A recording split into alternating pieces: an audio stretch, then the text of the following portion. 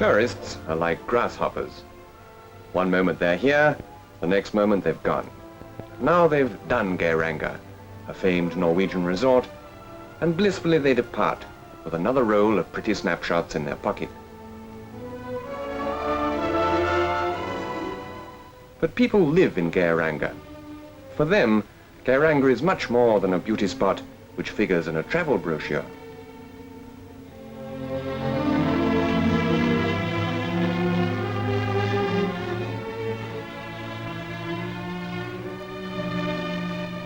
Nature has shaped this little community and the people who live here in her own image. Nature is harsh as well as beautiful, and for thousands of years, life has been a struggle that is still going on, a struggle for existence, for survival. But this is not something you talk about. You harvest the hay on inaccessible mountain ledges, hundreds of feet above the fjord, several miles from the farm. But it's not something you talk about. Life is like that here, and you try to make the best of it. Hard work is a tradition and the only way to survive. Geiranger was not designed for easy living. No pretty girls in national costume here. This is not the folk dancing country. Life is stern, but not monotonous, not dull.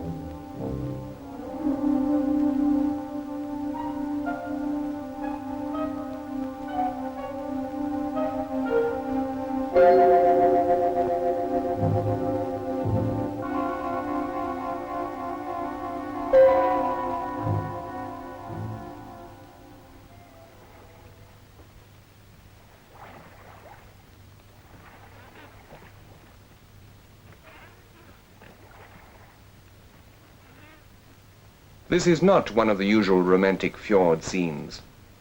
This is a picture of Geiranger at work.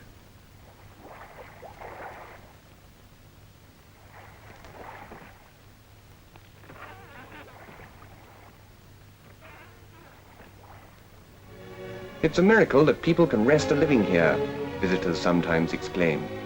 It has, in fact, taken hundreds of years to clear the land of rock and stone. From generation to generation, the struggle has gone on. Stone walls are the front line in this unequal struggle between man and nature. Sometimes nature strikes with tremendous force, and then a fresh start has to be made.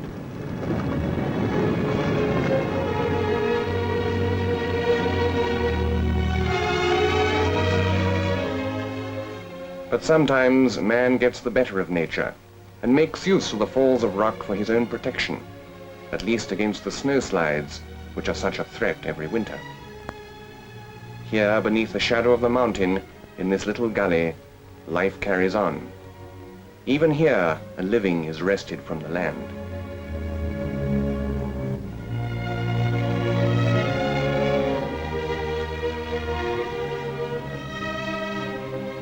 Nobody has yet managed to construct a machine that can master this kind of country. Every year the soil slips down. Every spring it has to be carried up again. In many places it is so steep that even horses have to give up. But the human animal must find a way, even if his farm is perched on the uppermost ledge. The soil is not plentiful in this sun-trapped valley, but at least it is bountiful. Barley is not a regular crop, but a certain amount is grown for the farmer's own requirements.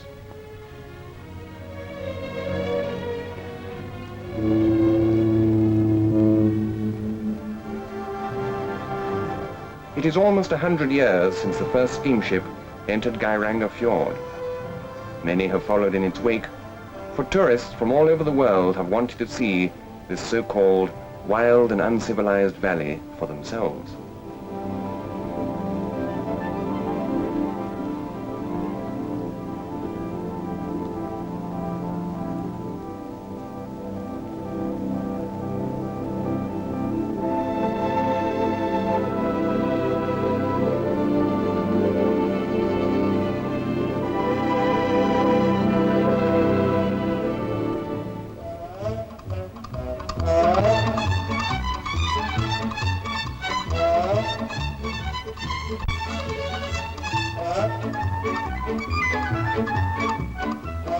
Of course, the Geiranger which the tourists saw was not the ordinary workaday Geiranger. For them, Geiranger assumed a bright new face, a face full of smiles, a face without furrows. There was no hint here of the struggle for existence. Here, everything was measured in terms of tourist appeal. Hotel after hotel was erected, ready to cater for the most luxury-loving guests. Modern civilization came to Geiranger. Some of the consequences were good, some bad, but at any rate, the hotels and tourist trade provided a good income and helped to raise the standard of living.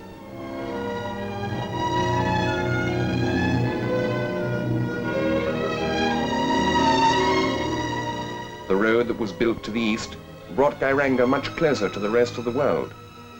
And tourists were provided with another attraction, a trip to Dalsnibber, more than 4,500 feet above sea level, a journey accomplished in only half an hour by car. The hotel situated at the point where the road to Dalsnibber turns from the main highway can offer guests snow almost outside the front door, even in midsummer.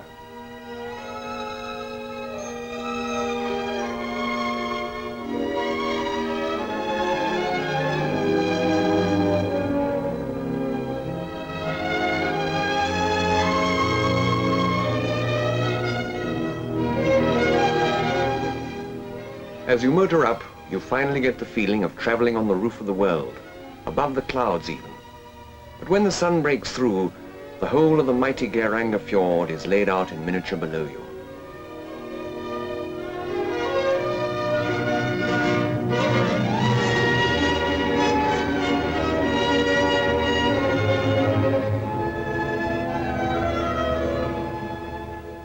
Around you, the world is wintry and bleak.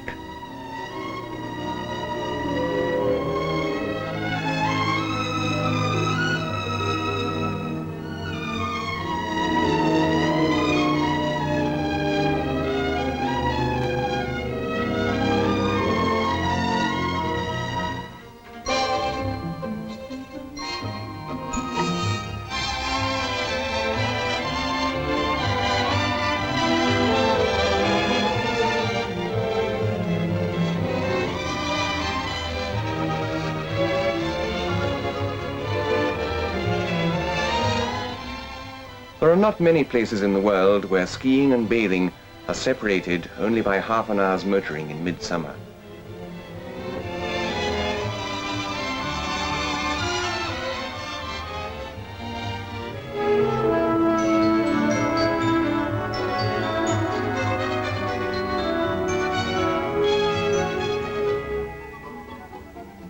On the whole, there are two categories of tourists in Geiranger, the luxury sort from the big cruising liners, and the utility kind who travel by road and sleep in a tent.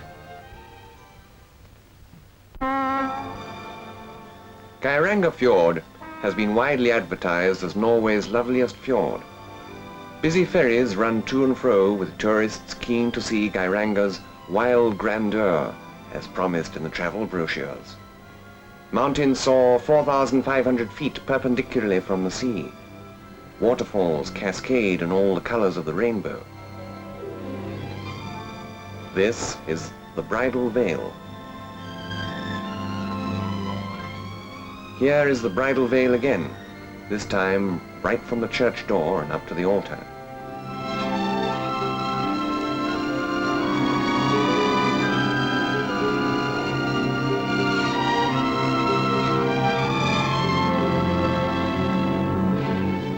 And these are the 7 sisters. Like all sisters, they come in different shapes and sizes. Just across the fjord is the wooer, said to woo the ladies. Of course, there is a legend that all the 7 sisters were madly in love with him. When none of them could have him, all 7 cast themselves off the mountain and into the fjord. A tragic story, but epic and grand, like everything else in Geiranger. Even the seagulls are tourist-minded and show off their tricks day after day all through the season.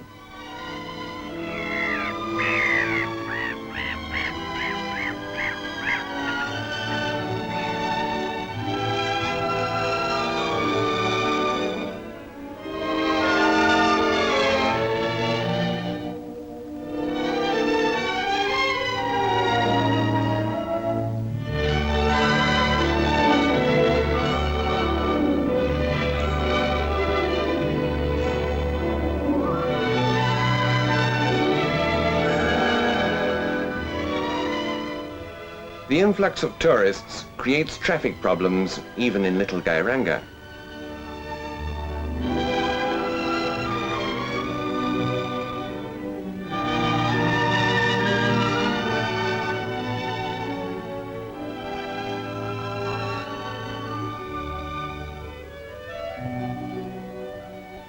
Tourists come, tourists go. Tourists from every corner of the world.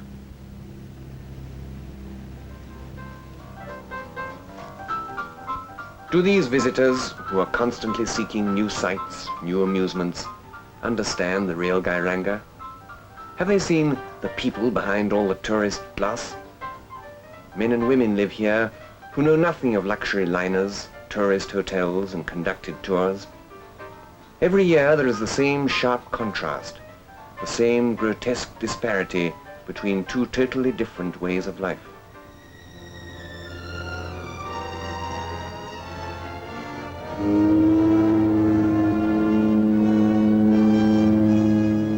Who is the happier? It's an old question, and probably nobody knows the answer. Perhaps, rather than engage in a difficult philosophical discussion, it is better to give ourselves up entirely to admiring the beauty of the scenery.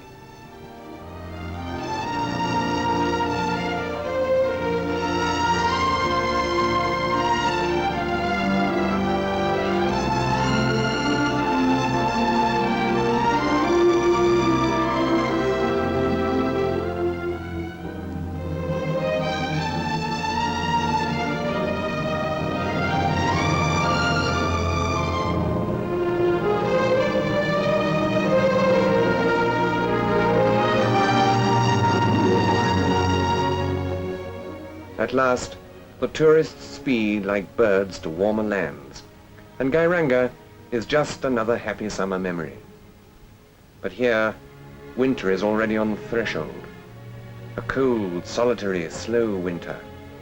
And man, woman and child must live the winter through on the rations painfully wrested from nature on the ledges and slopes of their fabulously beautiful but granite-hard Geiranger.